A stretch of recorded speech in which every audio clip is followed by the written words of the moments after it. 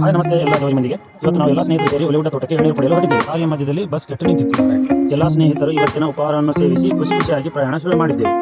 ದೇವತೆಗಳ ಗ್ರಾಮದ ಮೂಲಕ ಹಾದು ಹೋಗುವ ದಾರಿಯಲ್ಲಿ ನಮ್ಮ ಅಡಿಕೆ ಮಾವ ಸಿಗರೇಟ್ ಸೇರುತ್ತಾ ಎಲ್ಲರನ್ನು ನಗಿಸ್ತಿದ್ದ. ಕಡೆ ನಮ್ಮ ಸ್ನೇಹಿತರು ವಿಸರ್ಜನೆ ಕಾರ್ಯಕ್ರಮ ಮುಗಿಸಿ ನಮ್ಮ ಜೊತೆ ಸೇರಿಕೊಂಡರು. ಮಾರ್ಗ ಮಧ್ಯದಲ್ಲಿ ಅನ್ನದಾತರು ಭತ್ತ ನಾಟಿ ಮಾಡುತ್ತಿದ್ದರು. ಫೈನಲಿ ನಾವು ಒಲಿಗುಡ್ಡ ಗ್ರಾಮಕ್ಕೆ ತಲುಪಿದೆವು. ಮಾರ್ಗ ಮಧ್ಯದಲ್ಲಿ ತೋಟದ ಮಾಲೀಕನ ಟ್ರ್ಯಾಕ್ಟರ್ ಸಲುವಾಗಿ ಕಾಯುತ್ತಾ ಕುಳಿತೆವು.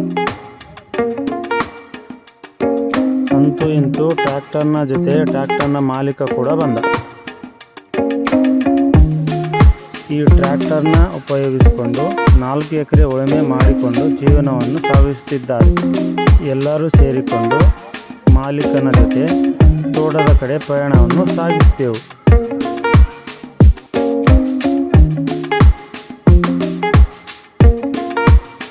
ಅಂತೂ ಇಂತೂ ಫೈನಲಿ ತೋಟಕ್ಕೆ ಬಂದೆವು.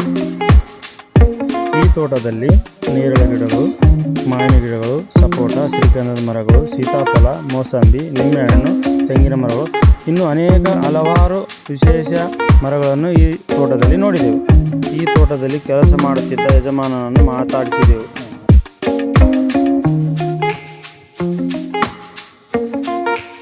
ಈ ತೋಟದ ಮಾಲೀಕನನ್ನು ಭೇಟಿ ಮಾಡಿ ತೋಟದ ಬಗ್ಗೆ ಸಂಪೂರ್ಣ ಮಾಹಿತಿಯನ್ನು ಪಡೆದೆವು. ಈ ತೋಟದ ಮಾಲೀಕರು ಕೃಷಿಯ ಬಗ್ಗೆ ಮತ್ತು ತೋಟಗಾರಿಕೆಯ ಬಗ್ಗೆ ಸವಿವರವಾಗಿ ವಿವರಿಸಿದರು.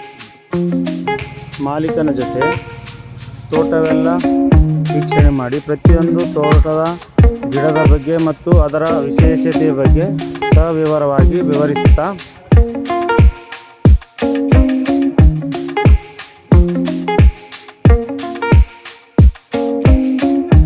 ಕೊನೆಯದಾಗಿ ಎಳೆನೀರು ಸೇವಿಸಲು ಹಂಬಲಿಸುತ್ತಾ ಗಿಡದ ಹತ್ರ ಬಂದೆವು.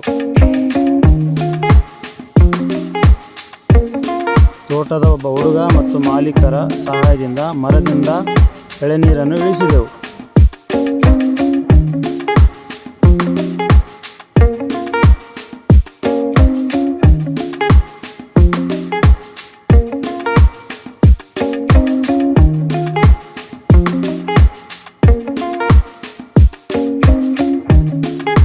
ನಮ್ಮ ಸ್ನೇಹಿತನಿಂದ ಎಳೆನೀರು ಎತ್ತಿಕೊಂಡು ಬಲ ಪ್ರದರ್ಶನ ಮಾಡಿದನು.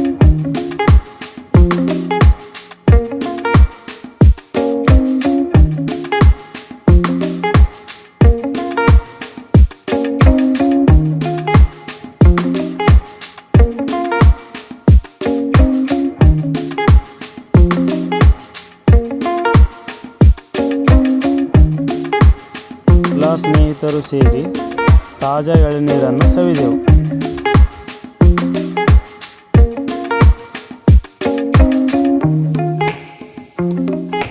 ಸ್ವಲ್ಪ ಸಮಯ ಮಾಲೀಕರ ಜೊತೆ ಮಾತನಾಡಿ ಸಂತೋಷದ ಕ್ಷಣಗಳನ್ನು ಹಂಚಿಕೊಂಡು ಮತ್ತು ಧನ್ಯವಾದ ತಿಳಿಸಿದೆವು. ತದನಂತರ ಮರಳಿ ನಮ್ಮ ಊರಿಗೆ ಪ್ರಯಾಣ ಆರಂಭಿಸಿದೆವು. ಇವತ್ತಿನ ನಮ್ಮ ಚಿಕ್ಕ ಪ್ರಯಾಣದ ವಿಡಿಯೋ ನಿಮಗೆ ಇಷ್ಟವಾದರೆ ಲೈಕ್ ಮಾಡಿ, ಶೇರ್ ಮಾಡಿ ಮತ್ತು ಫಾಲೋ ಮಾಡಿ. ಧನ್ಯವಾದಗಳು.